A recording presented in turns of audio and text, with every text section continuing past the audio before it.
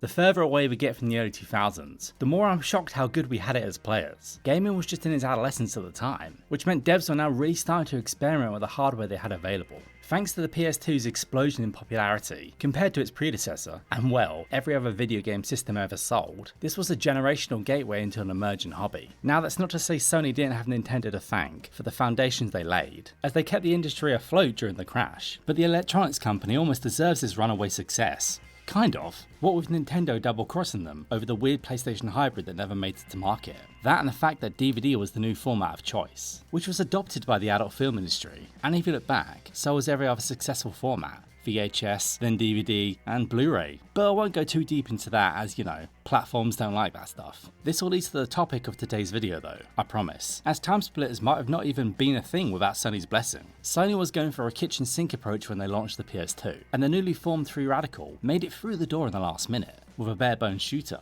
TimeSplitters. This was PlayStation's answer to GoldenEye. Even after they got Tomorrow Never Dies on the PS1. That game just missed the mark. Well, quite a bit. The What Is Not Enough didn't exactly sell gangbusters either. So with a really small dev time, a handful of ex-Rare devs gave us TimeSplitters. But what would come next? Well, a sequel of course. So with Second Sight on the bench once again, 3 Radical got to work making the game they originally wanted to. TimeSplitters 2 up next. Now, the latest version sees you as an agent still battling against those bad guys in various time zones. This was TimeSplitters again, but with all the trimmings. This covers everything, from a complete overhaul of the HUD and UI. I want the fact that there's some semblance of a story now. We have actual characters, rather than just named NPCs for each mission. It's basically the backstory to this corny idea that there are these aliens called TimeSplitters who nip around just being vandals through time.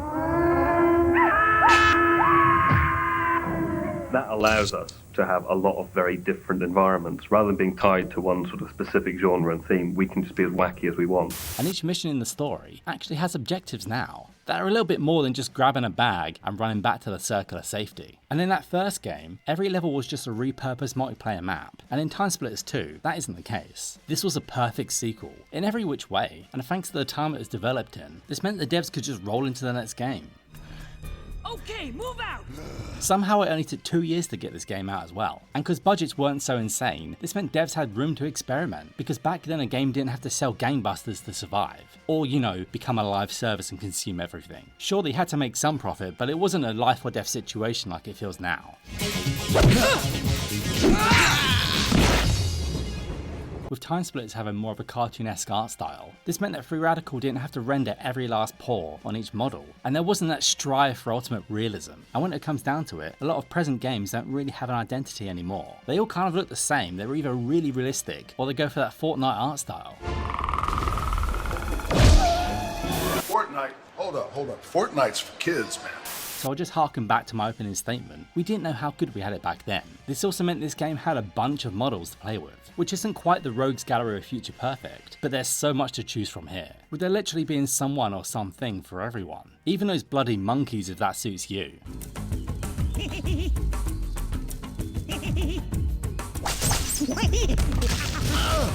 For what was on offer, TimeSplitters was a fair shot, but with TimeSplitters 2, this is where the fanbase was truly built. Being the game to draw so many friends around a TV, for endless split-screen action. Back in 2002, this was a novel thing. And the only other games I can think of that could come close, for me anyway, were wrestling games or kart races. Sure, I was a console scrub at heart, and I still am, but TimeSplitters sat comfortably alongside a Return to Castle Wolfenstein, or a Halo. That game continued the work that Rare and 3 Radical had started, but there was just something different with TimeSplitters 2. Sure, Halo has a legacy of modernising console FPS, but man, I really think this game pulled its own weight as well. And thanks to the fact that 3 Radical wasn't bound to Sony either, this meant that TimeSplitters could get a wider reach, with TimeSplitters 2 being on all 3 major systems.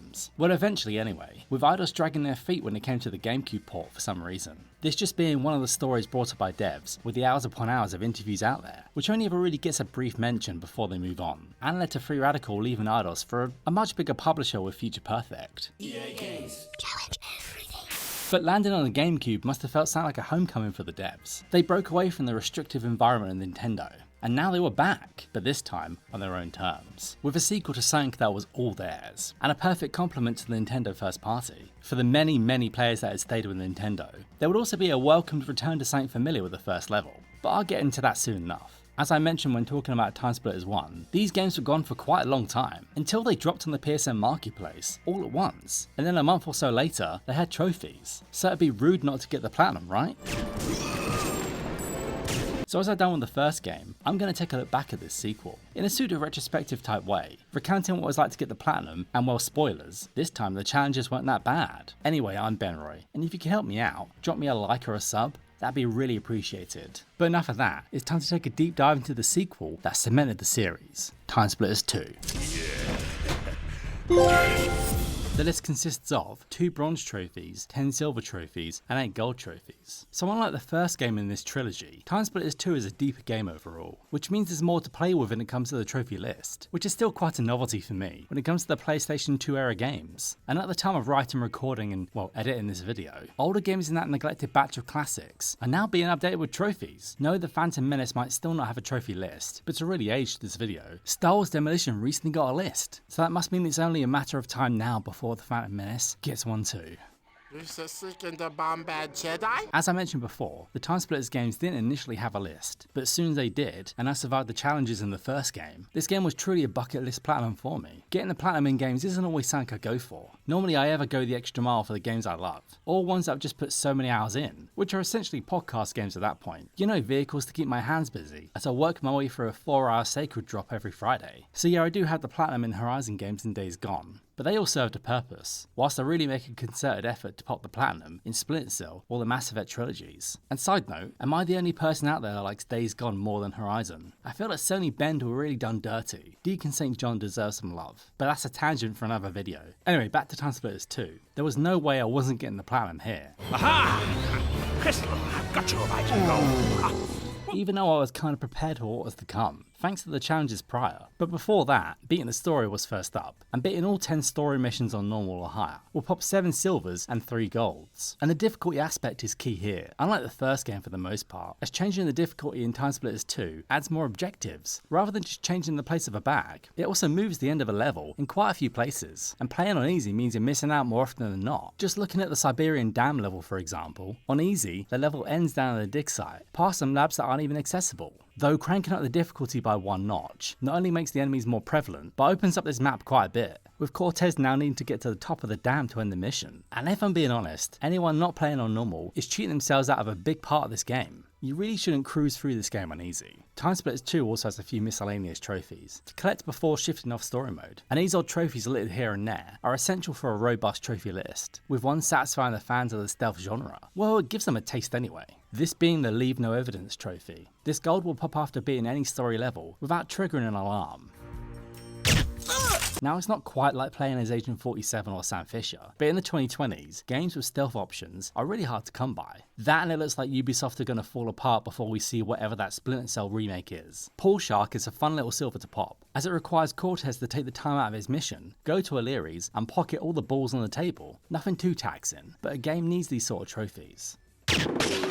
Using 15 different weapons in story mode will also pop a gold, and I'm pretty sure this one's probably unmissable, if you play the story all the way through anyway. This now just leaves the rescue of Ramona, in the good, the bad, and the time splitter. This is quite a unique trophy as it sees the devs showing off what they could do with the gunpowder, and well, that's it for the little trophies. Go get the Colonel! He's after mine! Back in 2002, I'm not sure if this took someone an afternoon or even a week to program, but it's a cool little side tangent from the main mission. That and Ramona is one of the only significant sidekicks of the entire story. So maybe this is shades of something that got cut out, or maybe one dev just had some extra time and wanted to try this out. There are 2 bronze trophies tied to a new gadget, the temporal uplink, but I'll dive into that soon enough. Finding 2 game cartridges and then playing them via the uplink will pop these trophies. And this is specifically Anaconda and Astrolander, with Anaconda being found in Siberia and Astrolander being found in Neo Tokyo. There is a 3rd game, Retro Racer, but this isn't tied to a trophy for some reason. All 3 games are little neat gimmicks, especially if you loved Snake back in the day, but these won't take up much of the player's time. This just leaves the last 4 trophies, which are all tied to winning trophies in Arcade League or Challenge Mode. On first glance, this might look daunting, but they are a lot simpler than what came in the first game. And most of them won't suck your f***ing soul away either. They just take a fair few hours to get through, and really add a bunch of value to this game, especially back on the PS2. The devs got every last pixel out of TimeSplitters 2 with these modes. With more budget and time to play with, those at Free Radical were able to flesh out more of a story this time around, which not only helps the ground events, but set the tone for the series to come, something that was really absent when playing the first game. Look, I know story isn't everything in a game, but what TimeSplitters would eventually become with Future Perfect, well, that was helped along with a light-hearted romp that Cortez was on, as he seeks to save the world from TimeSplitters. Got a patrol on level 2.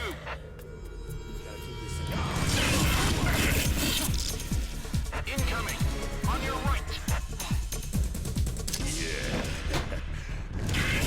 The year is 2401. We now take up the role of Sergeant Cortez, as he and Corporal Hart are possibly humanity's last hope against the titular race, the TimeSplitters. They also have a neat redesign as well, looking more like angry serpents now, or weird floating skull heads, rather than just guys covered in burned bacon bits. Like any work, this franchise really benefited from a second go around. With already in the first cutscene, this game feels leagues above the first, and the player hasn't even got to that level yet. Free Radical X devs confirmed they wanted the same sort of treatment in TimeSplitters 2 as in 1, but they just didn't have enough time to put it into practice, or the know-how. So when it came to the cutscenes, they brought on some extra hands for TimeSplitters 2. That, if I'm honest, helps set up most levels flawlessly. They can be cool, light-hearted, or even funny at times, with a little slapstick painted in for good measure. Though there are one or two that feel a bit basic. But with the first cutscene, two Space Marines have found out that TimeSplitters have time crystals, and they're using them to go back in humanity's past. Even after endless battles in the future, the TimeSplitters just won't quit. As they travel through time, they've manipulated our species to destabilize us in the battle to come. The last chance for the human race is for Cortez and Hart to go back in time and grab these crystals. Though the TimeSplitters won't give up that easily, and they've spread them throughout the past and the future, so this means Hart's gonna have to stay behind, as she ensures that Cortez can't be followed. Though the Splitters won't give up that easily, even when on the other foot, but for how long can she hold off the portal chamber? Nobody knows. Though the pair are aware, it won't be forever. You go after them. I'll hold them off here.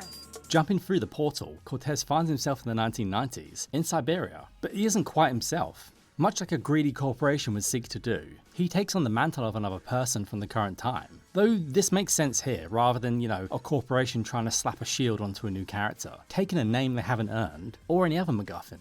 Ray Skywalker. And yeah, this was meant to be the case in TimeSplitters 1, but as I've mentioned already, they just didn't have time. And with that opening cutscene out of the way, it's time to split and get to the levels. Each opening cutscene for every level serves as more of a little vignette to see what's going on in that setting, as it establishes the tone and what's to come, and hopefully makes the player laugh along the way. Starting off in Siberia, the year is 1990, two men, Nikolai and Shivers, are investigating the sounds of gunshots, even though neither have clearance to be this deep down in the base. Nikolai! Shh, shh, shh.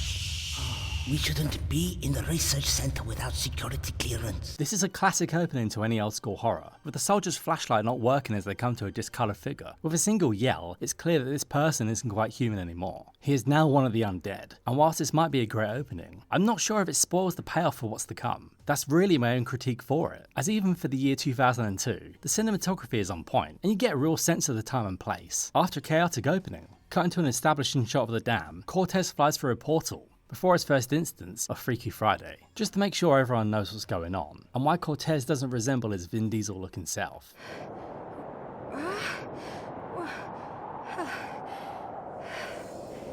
It's all down to me now. Now the player takes control of Ilsa Nadir, who I'm just discovering is the daughter of Dr. Nadir from the first game. The more you know, huh? The dev team at Free Radical are never shy to show their influences, and it's abundantly clear to anyone who played GoldenEye 007 to see where this level came from. Siberia is a blend of levels from that N64 classic, all brought together for what might very well be the best level in this game.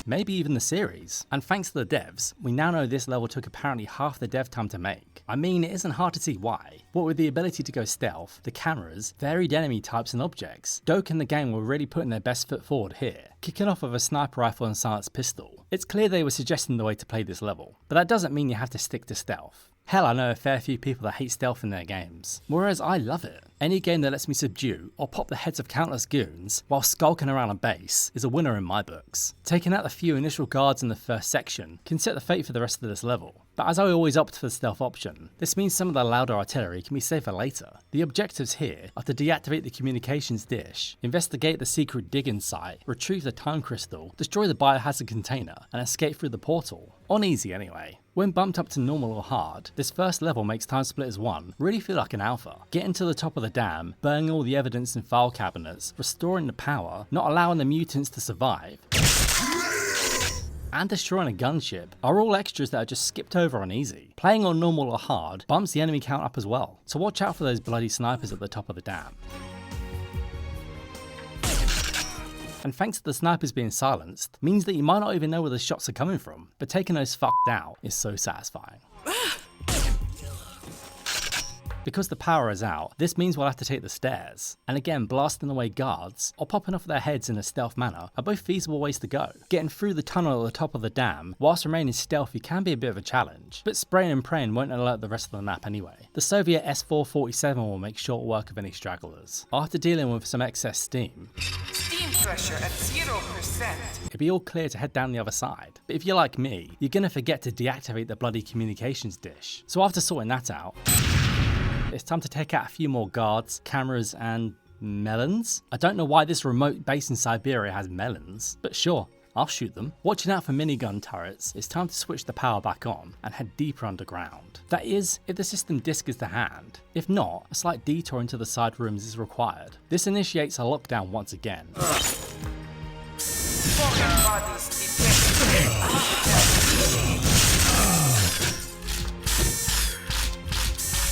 Which is one of the reasons why you need to play a normal or above, because this is a cool little set piece from any zombie classic fiction, and it would have been a shocking introduction for the creatures of the night if they weren't already shown. Now after the power's back online, it's a clear shot to the biohazard container, when a bunch more zombies want to come out and have a go. Alright, you bastards! Come and have a go if you think you're not enough! Bit of a leap here, but it really feels like one of the scenes out of the first Resident Evil movie. Though the only way this could have been true is if the devs crammed this in months before going gold. It's a solid way to introduce zombies, and was one of the more effective scenes in that first Resident Evil film, even if it didn't really follow the game. I still love it.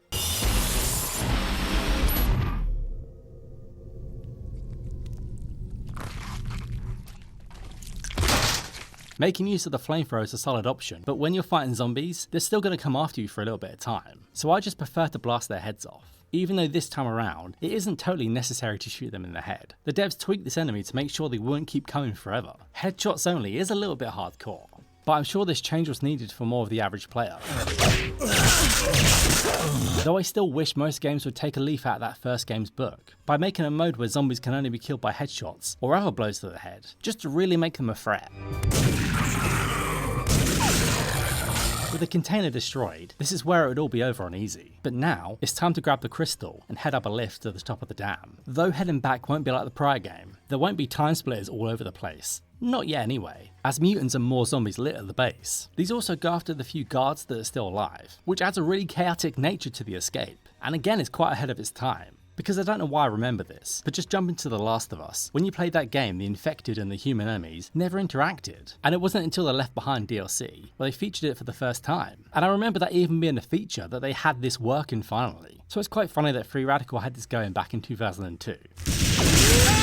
For crowd control, the 12-gauge shotgun will come in handy, as well as the grenade launcher attached to the Soviet S-47, which is another addition to this game, as many weapons now have a secondary fire mode, just to spice things up. At the top of the dam, it'll be time to take out a tried and trusted video game enemy, the evil helicopter. Thankfully there are a few turrets up here to get this finished off, and head into the next level.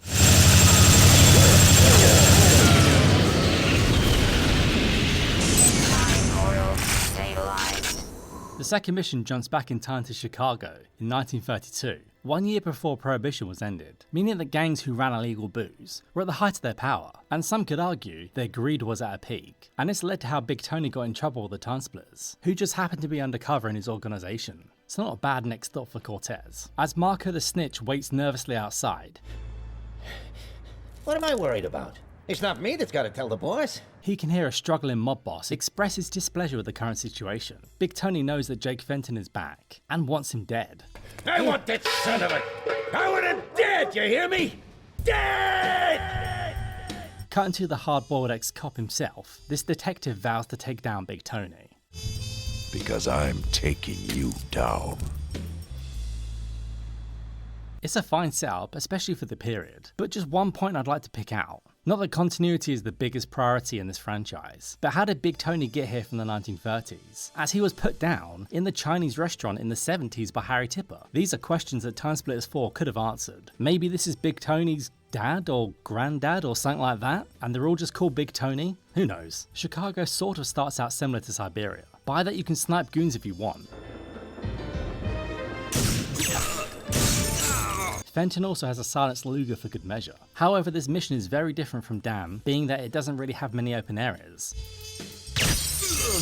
And it's very clearly railroaded, once the player gets out of the docks into the main street anyway. From here it's almost a straight shot to Big Tony's abode. Closing off this map and changing the time of day does a lot for it though, in the early stages of this game anyway, though I wish there were a few more vantage points around this map to use the vintage rifle to full effect, but it isn't long before the devs show off something that was quite mind-blowing for 2002. I might be overreacting a bit, but the pseudo-liquid tech the devs had worked on was wild for the time. Shooting a whiskey barrel would cause the deep amber liquid to start rushing out of the barrel. It would stop once it theoretically reached the hole, but if another shot was fired below it, then it would carry on. Again, an example of sheer attention to detail when it comes to this quirky shooter. This wasn't needed, but it's very much appreciated. And blasting away a few barrels would tick off an objective on normal or above, and these are hard to miss for some of the most seasoned players of games, who would just shoot the things anyway, regardless if they're red barrels or not, as players who've just been trained to shoot everything. But playing on easy, the game will never nudge Fenton to go after them. Regardless, it's a waste of perfectly good whiskey.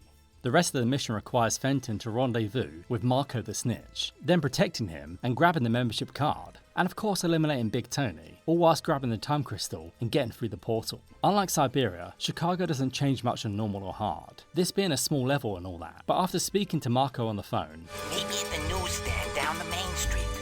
Tony's brother will try and escape. Of course, the Tommy gun is the weapon of choice to take him out. Like destroying those whiskey barrels, on lower difficulties this is optional, but cranking up the difficulty will make this a secondary or primary one.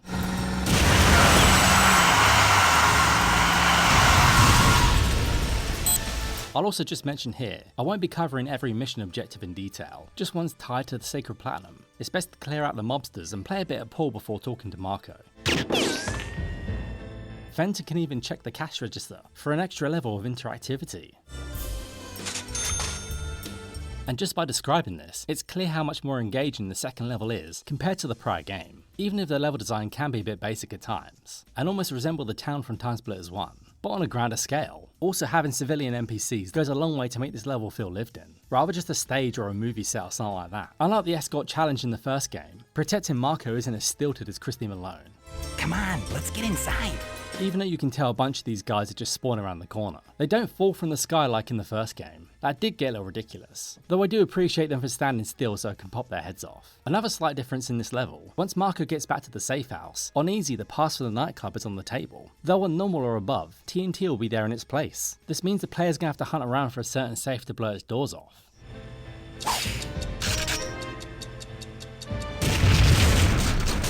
Now I don't know how the money and the pass survived that blast, but that's video games. And thanks to this detour, this means Marco will warn Fenton that some guys are waiting outside. When check outside, there's some guys out to get you. So any excuse to snap some more bots is a bonus in my books. Especially for the redefined gunplay that Free Radical put into this sequel. Inside the club and beyond, it's clear the devs have been watching Scarface, which is obvious once you look at the decor in the main hall. And this is even when the boss fight takes place too. So after saying hello to Big Tony's little friend, and this like the helicopter from the first level, is a new addition to the series. Being that that first game didn't have bosses at all. I wouldn't go as far to say this is a one-to-one rip-off of Scarface either. And just again, this is talented people pulling from what they know, mixing it up, and putting it into a new piece of work. Say hello to my little friend! And those at Free Radical snuck this in before Rockstar could with Vice City. I've come to take over your business! Tommy, you betrayed me, you idiot! After saying hello to his little friend and then doing away with him, the TimeSplitters will finally show themselves. You can either introduce them to a little friend of your own, or jump straight through the portal and get out of Dodge. I haven't mentioned this yet, but thank Christ the devs did away with those red circles. And just as a little aside, going back to that first game, they honestly look so jarring, and the portals just work so much better. Sure, they might be a 2D sprite, but they're flashier at least. Oh, and another great touch is the health and ammo bars have been upgraded to resemble the iconic design from GoldenEye 007, but just different enough to avoid a lawsuit. Next up, Cortez travels even further back in time, with Notre Dame being the setting for the third level. Unluckily for me, when I visited this historical landmark, it was still being repaired, so at least I get to see it in video game form. I'm sure the real one was full of zombies and other ghouls before it got set on fire. Anyway, Jacques is up to no good, as lightning crackles outside, illuminating the scene ever so briefly. It's clear he's up to something nefarious to that Parisian maiden, and others throughout, something I'm sure that AAA games would definitely shy away from now. So pure, so innocent. This opening cinematic is a really meat and potato setup, but it really works, and sets the scene perfectly, letting the player know who they need to save, and who to kill. In disguise, Viola drops down to save as many maidens as she can, and she could have just had a normal getup, but this is just one of the examples that pushes the character design and the art on show, because whenever something can look different, eccentric or fun, and all the main cast stand out in some way or another, it's always clear you're playing a TimeSplitters game. Oh, and I just have to mention, it's a shame Mr. Underwood is relegated to player 2. I know he isn't as interesting as Viola, but that man's got glorious facial hair, and I love his selection animation in Future Perfect. I say, it's rather warm in here. So like the last game, but there is no element of choice this time around. With the sawn-off shotgun making a return, it should be pretty obvious what enemies we're going to face in this level. But thanks to them getting a facelift, the zombies are so much more fun to fight.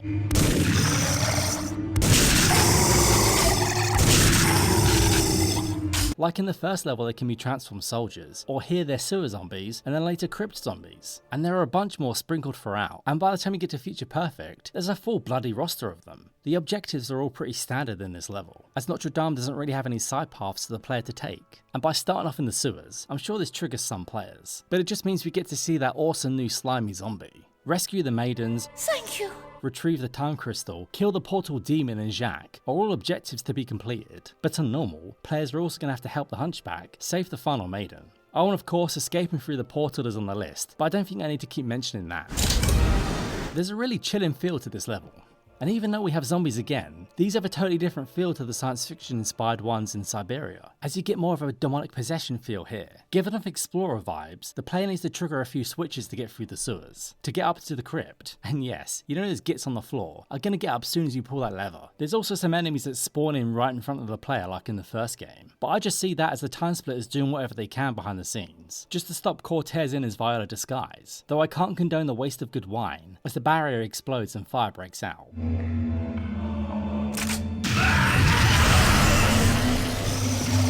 What is it with this game and spilling perfectly good booze? Though I guess if you make that pseudo liquid draining tech, you're going to use it wherever you can. Saving the maidens isn't that straightforward either, with crypt zombies spawning in to hopefully catch the player off guard. And again, I just really appreciate the variety of zombies. I wrote my final dissertation at uni on the zombie genre, like forever ago now, so I'm always game for more zombies. Thank you. It's always best to take a look before willy-nilly saving a maiden as well, as there's a changeling mixed up with those who need saving, just to keep all the players on their toes. Alright, listen up! All the triads and the ugly women on this side, and all the fine women on this side right now! Translated. And this jawless fiend doesn't even feature an easy, for those who want a smoother ride. Up in the main hall, there's a bounty of undead priests, just to mix up the level, as these guys shoot back. Guarding the time crystal, they also drop a Luger at the player's board of the shotgun. But who can ever get bored of shooting hordes of the undead with a shotgun? It just works. It's science after all. And I'm pretty sure shotguns are made for this purpose.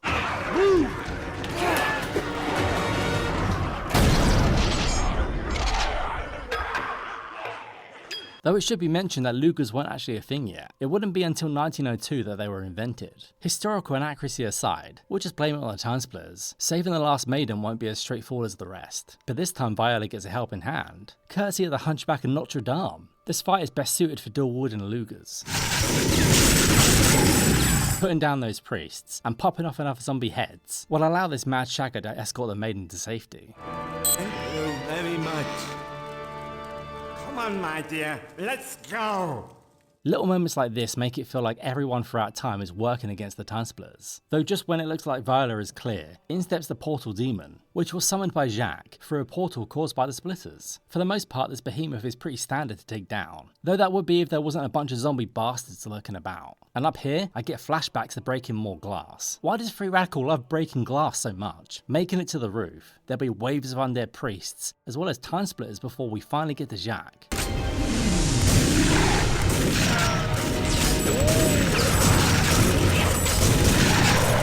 Though thankfully he can be stun locked, and it won't be long before it's time to jump through the next portal.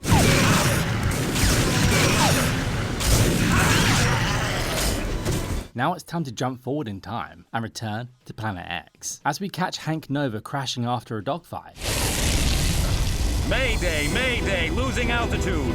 This opening cutscene is pretty basic, like the rest of this level if I'm being honest. And though it might be a welcomed palate cleanser, Planet X feels like something churned out to be a bit filler, rather than one that has a bunch of love poured into it. The mock Civil War setting could be interesting, but it's just off to the side. The player never really gets much information into it. Though saying that, I guess they don't with those levels set in the past either. And I'm probably going off my own prior knowledge of history when it comes to those. So I guess I just have a grudge against Planet X. The objectives are also quite antiquated, and really feel like going through the motions. Locating the crashed UFO is pretty straightforward, bar the automated turret at the entrance shooting down other mocks.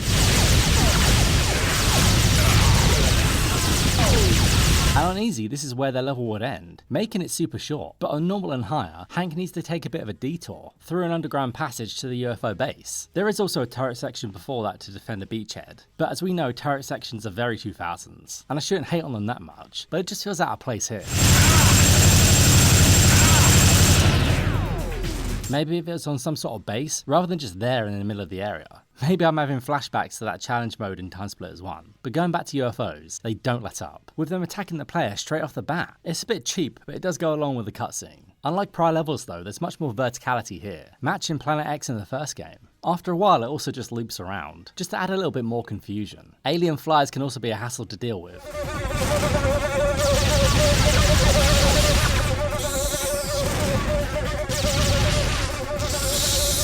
If the player doesn't decide to just lag it, finding the UFO base itself, it's wild the devs didn't make this mandatory to visit, because on easy you just never go here. We got our first up and close look at the Reaper splitters, so that's one thing this level has going for it, and they're just leagues above the other splitters with those flaming skull heads. That being said, this is where we get introduced to their spamming electric attack. They all think they're Emperor Palpatine. No, you must die! Spamming rockets won't really be a technique either, as the homing rocket launcher can't get its sights set on them for that long, as they disappear and re-teleport around the player. But killing enough of them will allow Cortez to grab the next time crystal and get the hell out of there. Welcome to Earth. The opening cutscene for Neo Tokyo screams early 2000s. Slow motion and all. You'd just think those characters on screen cloaked in leather, and that would really seal the deal. And the fact that Cortez is now taking the role of a hacker named Ghost. Again, Free Radical just wearing their inspiration on their sleeve. Hey!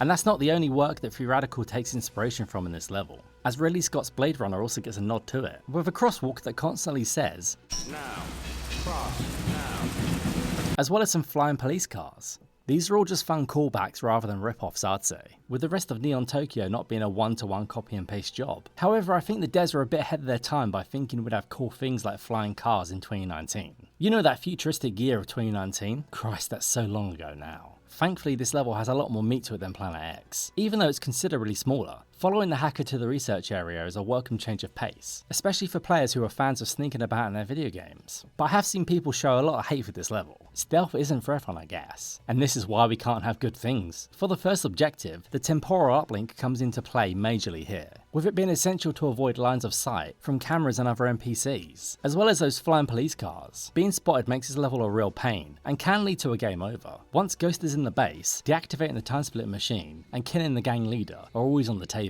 but killing a hacker chief weirdly isn't. Another level of espionage is also added for playing on the correct difficulty, by photographing evidence and uploading it to the police server. So here's me just pleading once again for people to play on normal, at the very least. And because Ghost isn't the bad guy, avoiding civilian casualties is a secondary objective. Playing on easy is the only time Ghost starts with a gun, so on normal you have to take a little detour round to the gun rack behind the glass. And again, I can't express, sneaking around like this makes me yearn for another stealth resurgence, or at least 1 or 2 games. And any level that features rain goes a long way to set the scene.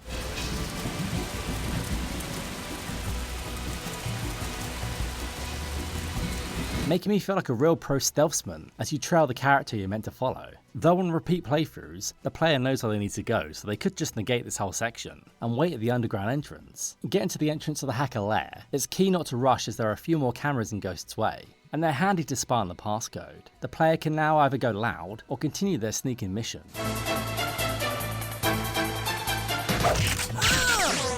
With a few swift shots to the head. Then after running around gathering evidence for the camera, uploading the data will trigger an alarm. Warning. Unauthorized data transfer in progress. Activating security measures. The very same sound from Southern Eye in GoldenEye. But this isn't the only sound effect that makes it over to this game, with the reloading and some gun sounds being recycled for the series.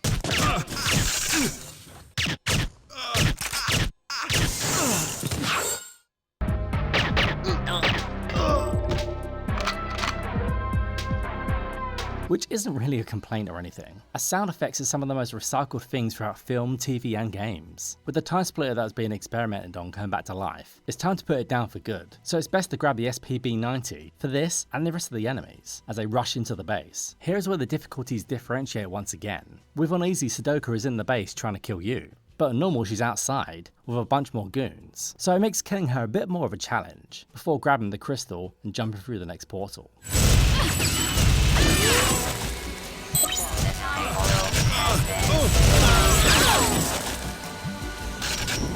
Wild West opens up with a cutscene that's an undeniable pastiche to classic spaghetti westerns, complete with those specific angles to boot.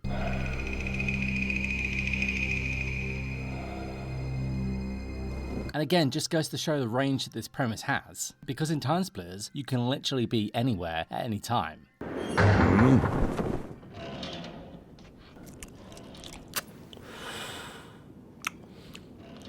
And if you think about it too much, this premise could break at the seams. Like, does Elijah remember that he was inhabited by Cortez? And why does each character's mission always coincide with Cortez's? I don't know, but honestly, I don't think it was designed to be pulled apart this much, especially with characters like Venus Star hanging about, sticking mostly to a town setting. This really makes Wild West a shooting gallery of a level, with the path being pretty straightforward, though it has plenty of balconies and windows for the outlaws to hide in. This makes it perfect for the vintage rifle and revolver. As with each turn down a street, there can be a surprising amount of distance between the player and the next enemy, and these guys aren't going to settle for a fair duel. So thanks to how this level was built, there isn't really a difference between playing this on easy, normal or hard, with ripping down posters of Ramona being the only extra objective, which is pretty paper thin. The rest are pretty straightforward too, with rescuing Ramona. I'm just dying in here! And killing the Colonel being, well, all there is. Oh, and saving a certain damsel in distress, which really is a sneak peek into the next game. And by that I mean a lot of the character design are future perfect. Let's get down to it in the squad car. What do you think of this boner I got? It won't be long before Elijah reaches Ramona, and this is where one of the unique one-time mechanics feature, that being laying down a bunch of gunpowder and blowing off the back of the jail, and it's still pretty satisfying to pull off today, because you can get quite elaborate with it.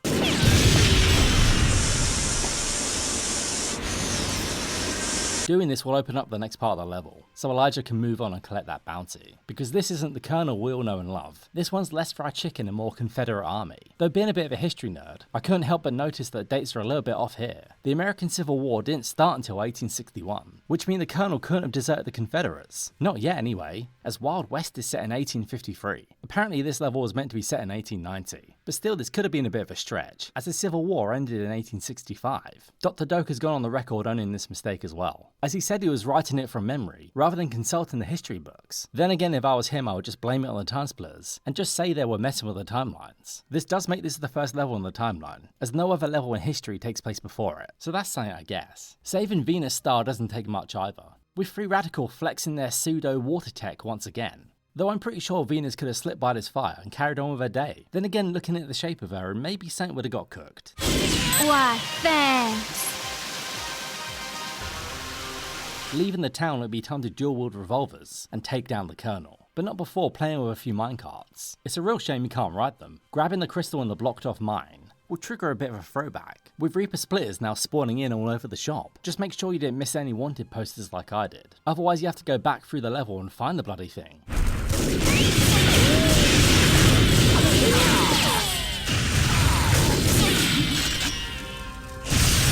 Before you can jump through the portal and move on. In a different game I might chastise the developers for making this a bit straightforward, but I'm sure most players wouldn't have a problem with Wild West. I mean, at the end of the day, they're here to shoot bad guys and move on. And the Wild West setting is a welcomed one, especially as it doesn't feature a giant mechanical spider. Jumping forward a little over 100 years, Cortez now inhabits the body of Harry Tipper, which is something I wonder if the two ever brought up when they met. Like, did Cortez go, "Hey dude, I was inside you at one point," or "I possessed you," or something like that? It could have been one of those weird sketches. This level introduces Kalos, who, spoilers, will return in Future Perfect. It's time to get out my big weapon. But in a change for Tipper, he's now more of a suave secret agent than a beat cop who would be going after a drug bust, with him resembling more of a blend of something like Austin Powers and James Bond. Probably Austin Powers a little bit more, to be honest. Who sent you? You'll have to kill me. As the cutscene opens, we see Tipper has gone and got himself captured, by Kalos no less, with a nice little nod to Goldfinger. Do you expect me to talk? No, Mr. Bond, I expect you to die. However, even when it looks like there isn't a way out for Tipper, he never lacks confidence. Has anyone ever told you you have a screw loose? Clearly Kalos expected Tipper to die. Well, the laser doesn't really do its job. So instead of getting captured, Kalos just decides to blow up his secret island base. And his minions don't even seem to care that much. Well, it gives us someone to shoot at least. This is also the first character other than Cortez or Hart to mention the time crystals. Just give me the crystals. And maybe I'll go easy on you. Or crystals of any kind. So it isn't quite clear if they all know what's going on. Or maybe this is just Cortez talking through Tipper. Someone should really ask the Doctor himself one day. With this being a race against time, literally, the only objectives are to deactivate all 5 bombs, and eventually take down Kalos. We're trying to minimize scientist casualties along the way, as useless as they are. Seriously, you'd think these snivelling geniuses would want to get a move on, so we all don't blow up down here. The difficulty changes only really impact the time Tipper has to get the job done, with hard seemingly being the canonical time, as Kalos says it in the cutscene. But in 2 minutes, I will still be in one piece, unlike yourself. Goodbye.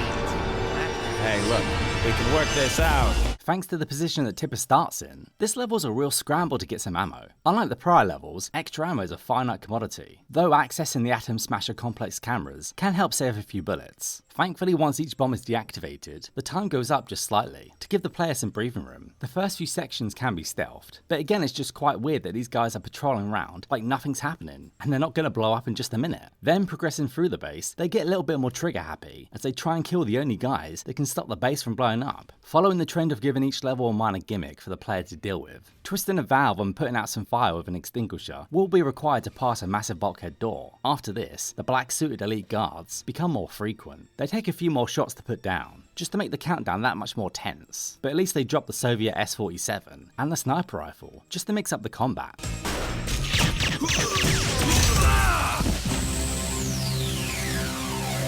And at this point, be sure not to make the same mistake I did, as I missed the side room filled with poison gas, which concealed a crane game to deactivate the next bomb. Having to backtrack with the time ticking down isn't recommended, but fighting your way to Kalos, it's safe to assume that there's a goon around every corner, as the player is funneled through a utilitarian concrete tunnel. That or minigun turrets are just hanging around for a bit of fun. Oh, and watch out for those hiding inside shipping containers, as these cheeky buggers even use the Soviet S-47 secondary fire, the grenade launcher, just to spice things up. So Harry Tipper's gonna have to bust out those dance moves and dodge those grenades. The final section before the boss fight really tests Tipper though, with it switching up the placement of the bombs, and requires a bit more legwork to be able to reach them. Now is it blue over red or red over blue?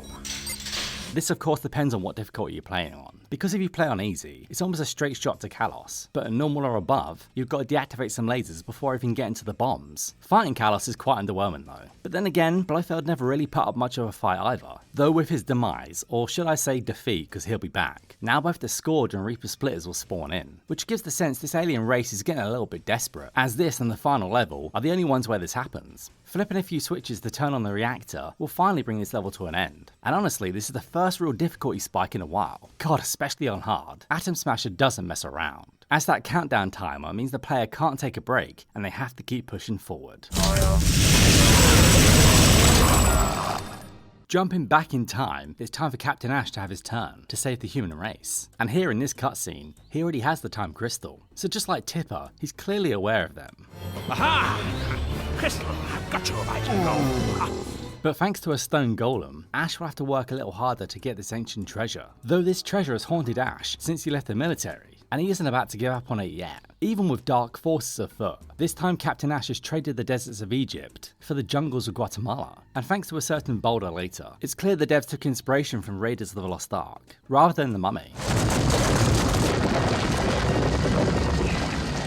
When it comes to objectives, you're going to see a bit of a pattern now, and by that I mean that they're all a bit trimmed down, as the later levels in the game all really focus the player in one direction. And in the Aztec level, the only real objective is to take down the stone golem and retrieve the time crystal. Yes, entering the lost temple is listed, but you can't really miss it. Well, you do have to get past a stone puzzle, well, that's about it. Starting off, Ash will come up against a group of NPCs that will go on to become synonymous with the franchise, the monkeys. These little bastards are odd job, but without the insta-kill hat, so really they should be banned in any multiplayer match. Well, if it's an honourable one anyway. The crystal's mine, you know. But Ash has to keep the British end up, and holds onto that stiff upper lip as he deals with the locals. Though the player's gonna have to get a little bit more tactical once the crossbow's acquired, because fire is a key mechanic in Aztec ruins.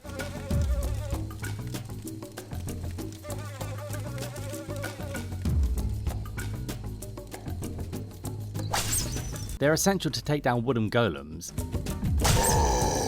and swat away those wasps. When you consider this could have been another straight up shooting level like Wild West. So it's cool the devs went and found a way to shake it up just a little. Even if you look back at levels like Siberia, it's clear some levels got more love than others. But now the mystery of the watermelons has finally been solved.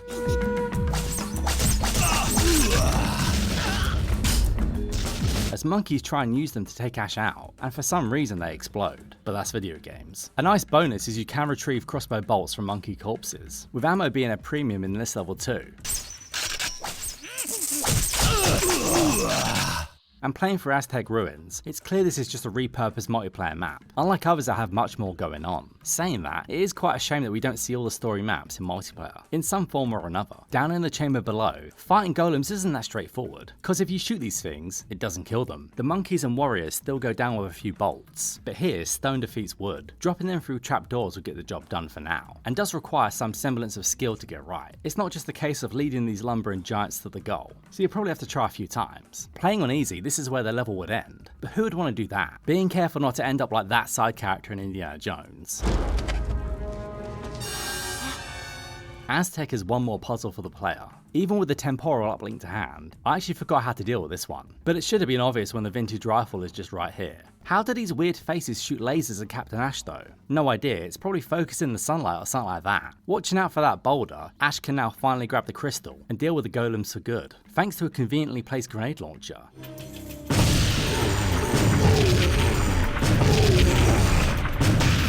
But it isn't just straight to the next level yet, as we get a glimpse into the future for the first time in a while. You made it. Here you go. What? It's now been made clear that Cortez has been dropping each one off after every mission, and I can't help but think is TimeSplitters ever influenced by Crystal Maze? You know that game show was split into 4 areas like the Victorian, Spooky, I don't know, Aztec and Future. I don't know, maybe Dr. Doke watched a bit too much Crystal Maze. In this rare post-level cutscene though, it's made clear that time is running out, with the Reaper splitters almost in the chamber. So with one more crystal left, this duo doesn't have much time. Good luck. Thanks. The year is now 2315, and the machine wars are finally over, but one little goblin fuck threatens to kick them back off again by reactivating a factory.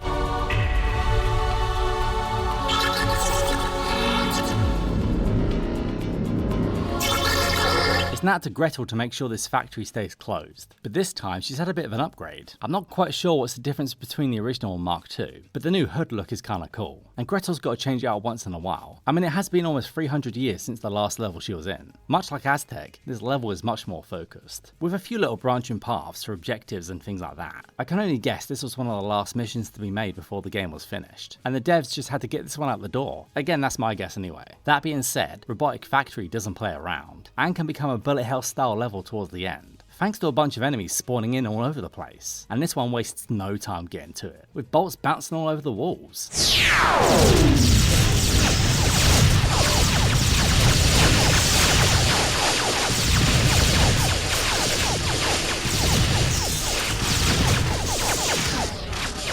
Gretel gains access to the inner processing level, and locates the Electro tool, all whilst making sure some glorified bins don't take the player off guard.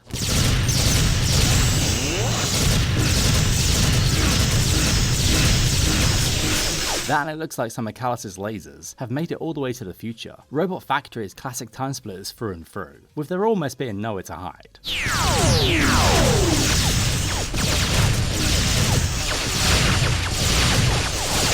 Thanks to tight corridors and plenty of enemies never relenting, the Dark Machinist child isn't messing around. The Electro tool isn't only useful to stun enemies and charging robo monkeys, but it's also necessary to destroy energy nodes.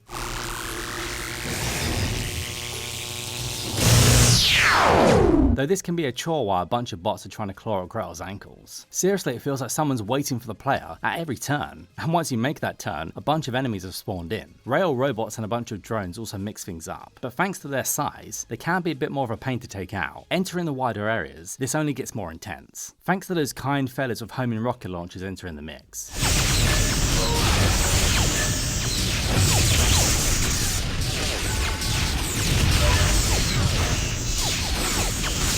The game does show some mercy though, with the Dark Machinist child not really putting up much of a fight. Like most of the bosses, it's pretty simple, but this one's fixed to the wall so it's always in one place. Even if it does look a bit intimidating at first, with it looking like the insides of a chicken pie making machine that Rocky and Ginger had to dodge. But with that destroyed and the crystal in hand, it's time to jump through the portal and get to the present.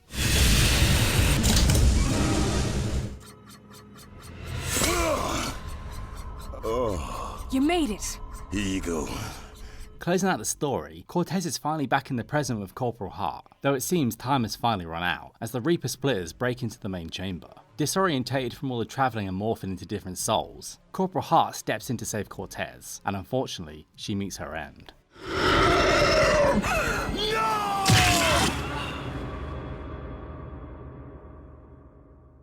With that brief setup, it's time to grab the crystals and get the hell out of here, but not before triggering the self-destruct sequence. Phase 3. Confirmed. Self-destruct sequence in progress. Once triggered by a bunch of panels scattered about, time won't be on Cortez's side, and like Atom Smasher, this will be the major difference between difficulties, and will make some players question their life choices for sure. Playing on easy, Cortez has 10 minutes, but on normal and on hard, this goes down to 6 and 5 minutes. And while this level is pretty short, you honestly can't stop moving on hard, and even the extra minute given on normal doesn't really help much. There are sections where it's pointless to engage the enemy and just run, hoping not to take a lightning bolt in the back. And thanks to the plasma auto rifle, the player's gonna have to temper their shots, as this thing overheats quite often.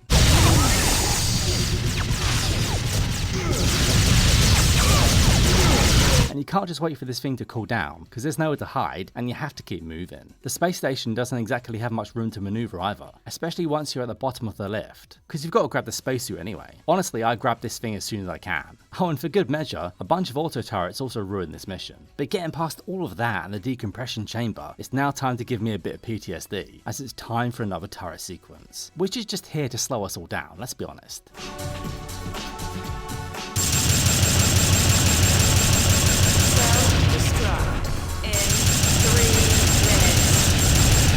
I just wish there was something else here instead, like shooting a big boss splitter or something like that. But as this was the 2000s, a turret sequence is a must. Waiting for the final lift is just agonising, especially as all the player can do is watch those seconds tick away.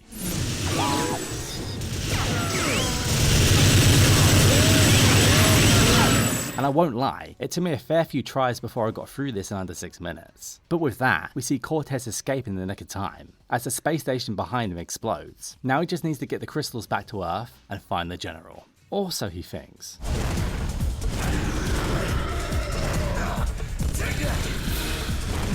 Want some of this?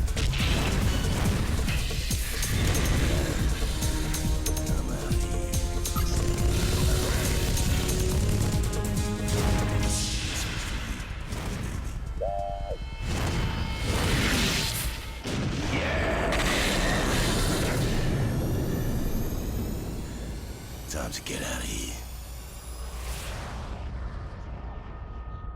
Much like the first game, TimeSplitters 2 comes packed with a bunch of challenges, but not as many this time. This is a good thing, as these don't feel as watered down or redundant like TimeSplitters 1, because in the first game they were basically just multiplayer modes, and they were there to flesh that first game out quite a bit, as the story mode was bare bones as fuck. So there's only 21 this go around to get the platinum, rather than 27. I know it doesn't sound that much less, but trust me, it makes all the difference. So like I did in the prior game, I'm going to run through them all now. There is also a little mode called Arcade League, but we'll talk about that in a bit.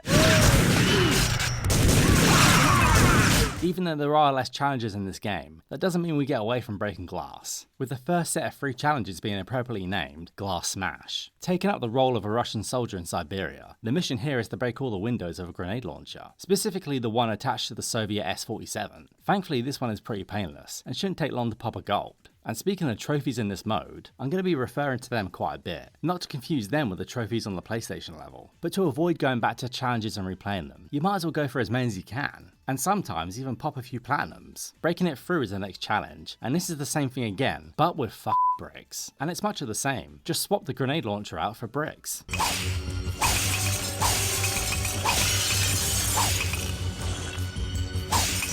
Thankfully the devs gave us a break on the third challenge. With now the actual grenade launcher, the aim of stain removal is to destroy all the windows in Notre Dame. This is going to require a bit of trial and error, and some manual aiming, but still it's relatively painless compared to the challenges in the first game. Brains are back in business with the Behead the Undead group.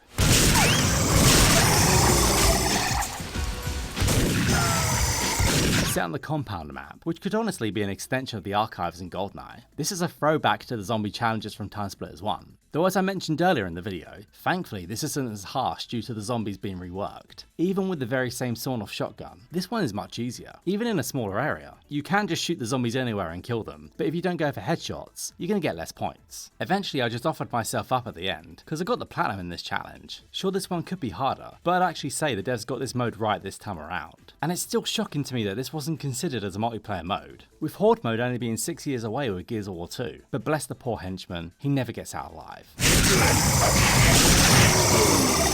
Sergio's Last Stand is next up. All this Lion Tamer has is a loincloth and a tactical 12 gauge to hold off the flaming undead. Unfortunately, this one doesn't take full advantage of the circus, and not even most of the tent, with the area being arbitrarily restricted. But at least the tactical 12 gauge is a far superior weapon to deal with zombies. I also don't know if this was the intended tactic, but just running around in circles backwards is the way to go. And kiting the zombies is easy enough, though getting slapped will cause Sergio to set on fire, so watch out for that.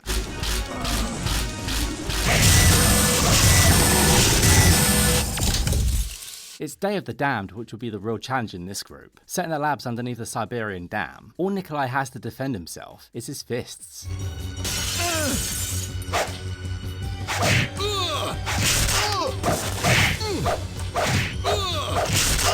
This was one of the easier zombie challenges in the first game, but thanks to the area being much smaller now, it can get pretty crowded fast, and at the start this one does take a while to get going, but it can be quite entertaining watching the zombies kill each other as they try and get to you. But you might want to throw on a podcast or something for this one, just to drown out the endless slapping sound effects.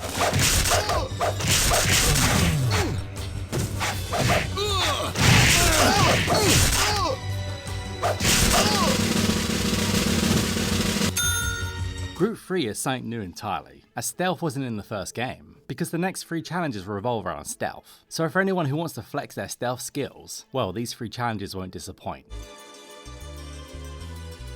Hey! There are a few things I find more satisfying in video games than taking out an entire base without being found out, and though silent but deadly might be brief, it perfectly distills that feeling. Oh, and you've got to blow the dish up too. Trouble at the Docks is more of the same, but this time, it takes advantage of the verticality of the map. Well, the opening section is Chicago anyway. A returning Lady Jane is trying to make her way through the Fauci Bro warehouse, so staying quiet will help with that, and ensure the player ends up with as many points as possible. With goons around every corner, this can take a few tries to get right. Hey. Chastity gets her chance to shine once again in Escape from Neon Tokyo, and what has become a pattern now, the third challenge of each group aims to ramp up the difficulty, now only with a temporal link, feeling a little bit like Metal Gear Solid, you know, when you used to look at that map rather than, you know, the game in front of you.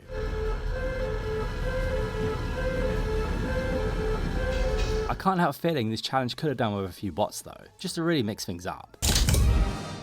Ever wonder what it would be like to play Pac-Man in first person? Well, this next group has you covered. Gone Bananas is just that, as we take control of a rabid monkey, seeking its lost bananas. Someone over at Free Radical figured out the temporal uplink would help make first person Pac-Man a reality, and this works quite well.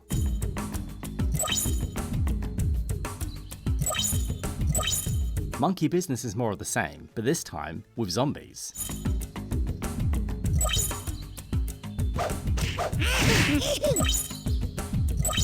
As they chase that pesky monkey around the map. Thankfully, they don't prove much of a threat, and can't keep up with the little bugger anyway. Playing with fire shakes up the formula though, with a monkey out and a burning wooden golem in. Now it's a race against time to grab as many bananas before the wooden golem burns. 24 bananas will net a gold, and this challenge only lasts 30 seconds.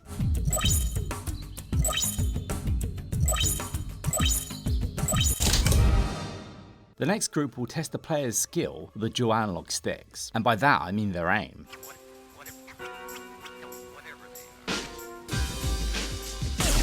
Elijah Jones is back in the Wild West, and now this level has been turned into a shooting range. It's almost as if this level was meant to be one, and I'm sure anyone watching doesn't need a shooting range explained to them. Shooting the bad guy cutouts net points, and the friendly will take them away. Hitting the right spots will also net a clean 100 points.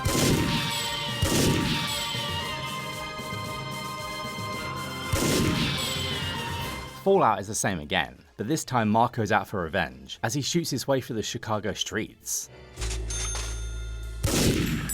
But the final challenge is a sniper's paradise. All the Tommy guns there if that doesn't suit you. Now you don't walk through the level, as you're kept stationary. So like a traditional shooting range. So far TimeSplitters 2 has nailed the variety and difficulty in these challenges, whereas by now the first game, things were becoming a bit of a slog. Saying that though, it's time to take a little trip down memory lane, and pay a little homage to the first game, as each story mission consists of, well, point-to-point objectives. So this is what the next group of challenges will focus on. Badass Bus Pass takes place on a certain level that was made famous by a little zombie movie in the year 2000s. All top left. I was going to say, reload? I'm on it. Since... Oh, nice shot. Thanks. And I don't really have any words of wisdom here.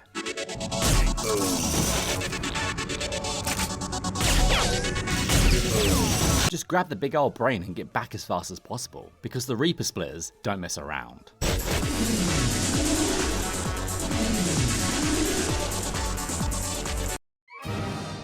But Where Did the Batteries Go sees the debut of R107, and I only bring this one up because me and my friends always found this guy pretty funny. Well then, feature perfect anyway. I am your servant. I am your worker. Getting down to the data disk can be a little hectic, with it being wall to wall down there. And the only thing is, once you get the disk, you've then got to go all the way back up, past even more robots, and now Splitters 2. So yeah, this one might take a few tries. Hit Me Baby One More Time. Christ, what the fuck did I just say? Sees Mr. Underwood finally get his turn to take down a horde of the undead. And you've got to give it to Free Radical. Even they take a dig at themselves in this group, just by the wording of story. But thank Christ the zombies didn't revert back to their old ways, because that would make this one impossible. I'm not sure how many zombies you can have on screen in this game, but it feels like a shitload. And then there's the undead priests shooting away as well, just to add another level of hell.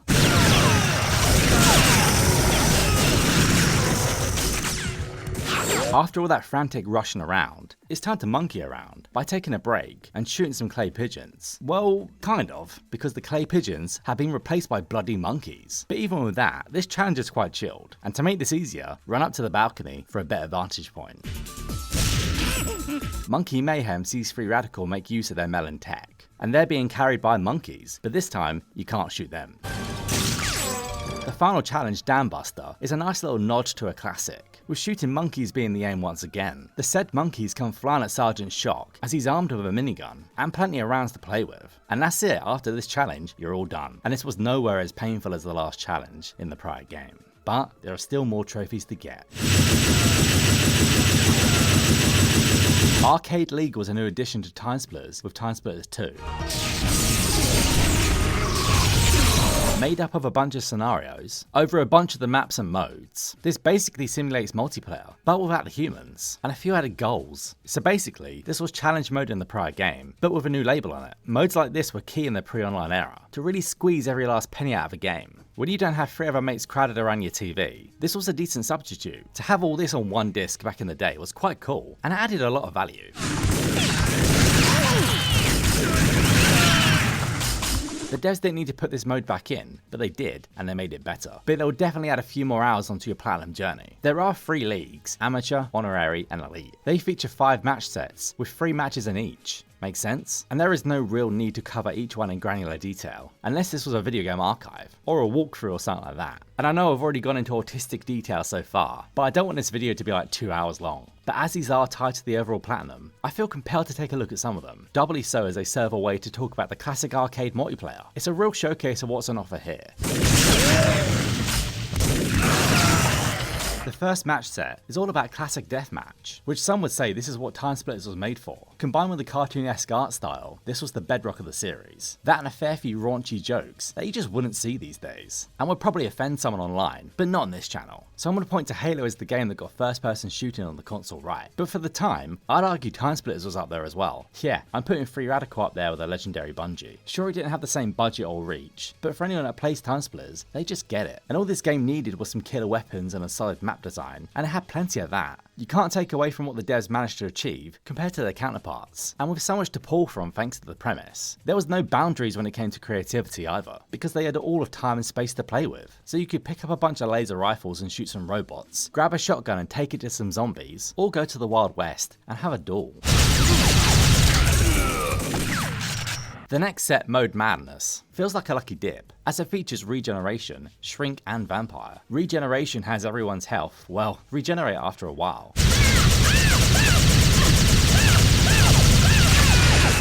But this feels a bit redundant when it comes to the leech mode later.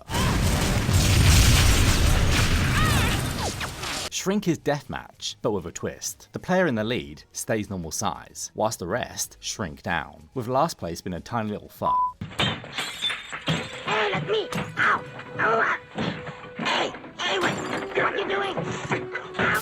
Vampire though, this is one of my all-time favourites. It is close to elimination, but with an added level of danger. Be it, everyone needs to keep getting kills, to fill their blood back up, otherwise they die. This one makes for a few frantic matches. The third set, It's a Blast, hints at what it might be about, with It's a Blast featuring a fair few explosives. It also has Leech and Thief. Leech is designed to get everyone out on the battlefield. There's no time for camping here, as the only way to get more health back is, well, to kill. It's tweaks like this that really shake up arcade multiplayer in the right way. Whereas Thief, for those looking for something different, killing your foes isn't enough. You have to go and take the coin they drop to get a point. Now I'm not sure if this type of mode was invented here, but I swear it's popped up in Call of Duty a fair few times.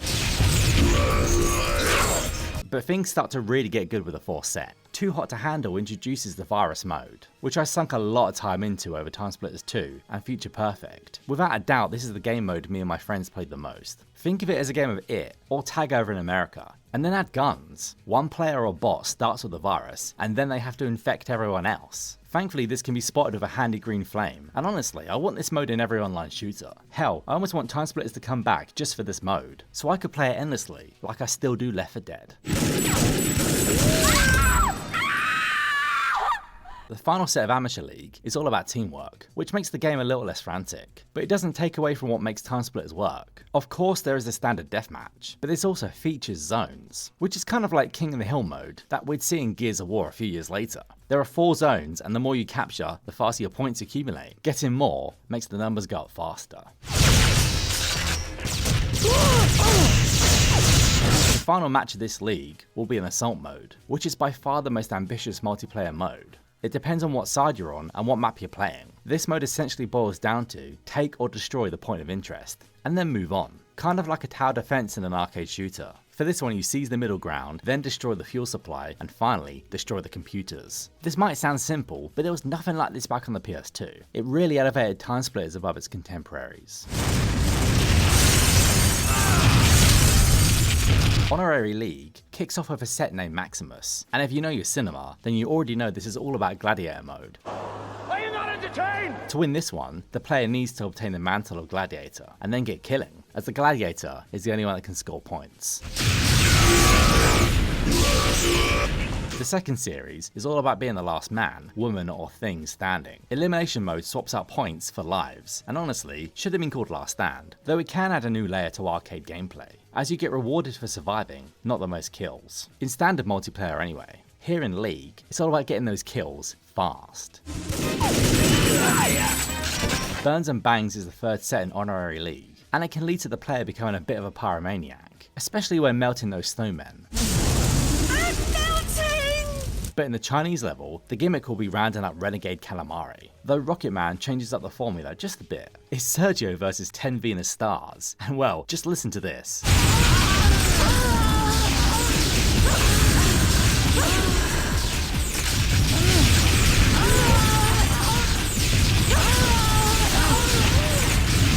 I would love to know how many parents walked in on this back in the day. Like honestly, why are they so loud and why do they keep moaning? The fourth match set is a cool throwback for those who know. Poor Big Tony is in hospital trying to get a bit of work done when those dreaded Duckman Drakes are back. The fact that someone put this in here just shows how much the devs cared about their art.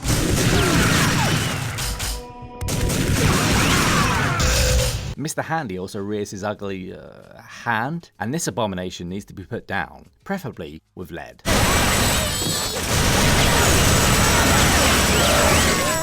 It's all about teams again in this final match set, with the B series. 2 of the 3 are a standard affair, because they just simulate multiplayer matches, though the third match brings back Assault, and this makes up for how bog standard Hangar looks. Even though I'm not against military bases in my games, I was brought up on tactical military shooters after all. Destroying all the autoguns can get a bit sweaty, especially as the opening is quite cramped.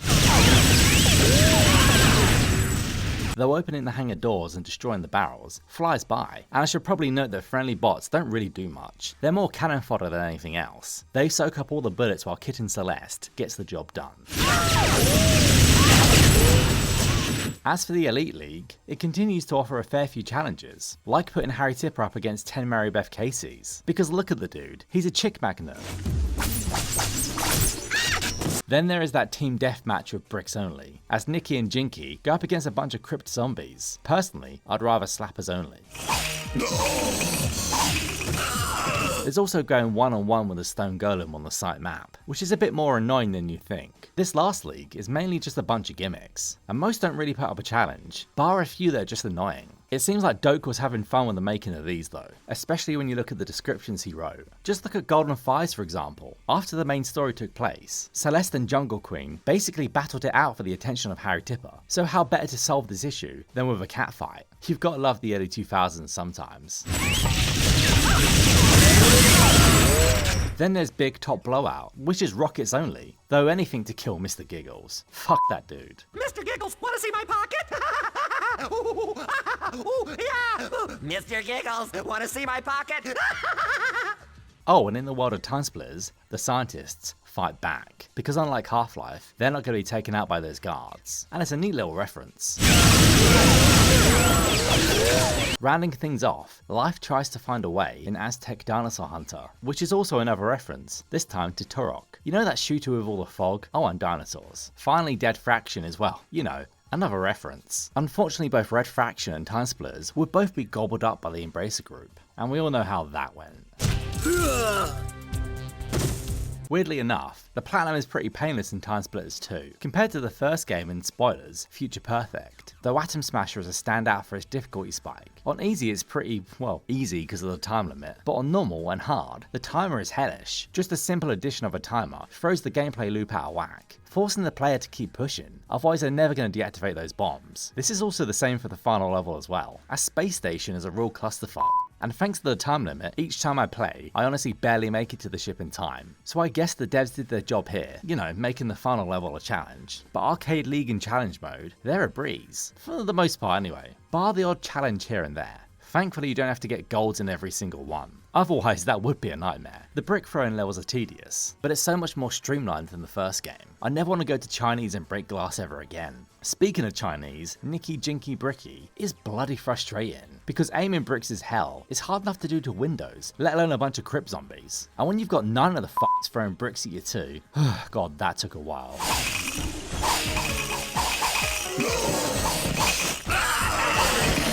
Golem Guru can also just get in the bin, because the Golem just tanks a bunch of damage, and I think the worst thing is, this bot knows it and takes advantage of the situation. But other than those gripes, this Platinum is pretty painless.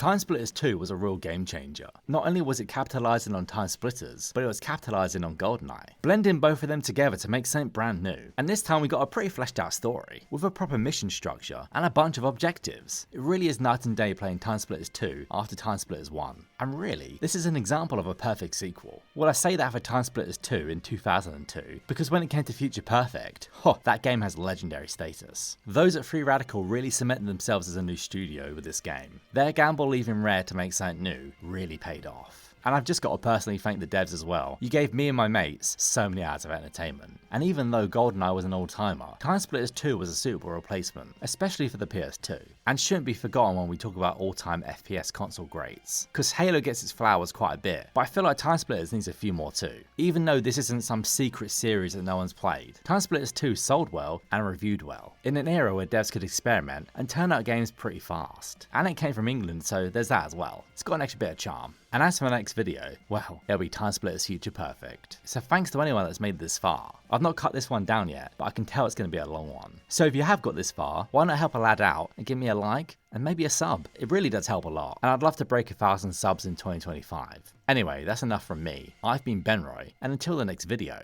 no more games.